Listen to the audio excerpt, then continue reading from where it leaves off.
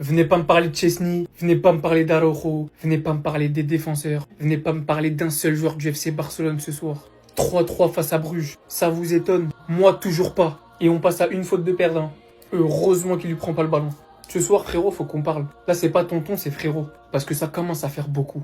Paris, vas-y j'accepte. Champion d'Europe, très très fort. Luis Enrique, pressing tout terrain. Allez, Séville, ça m'a fait mal au cœur. On perd 4-1. Je me suis dit bon, ça va servir de leçon. Le Real, il y a des blessés. On perd entre guillemets que 2-1 dans un classico. Mais il faut quoi pour comprendre? Eric Garcia, l'un des meilleurs joueurs de la saison au FC Barcelone, en conférence d'après-match. Ils étaient très dangereux en contre-attaque. En 2 passes seulement, ils étaient dans la surface de réparation.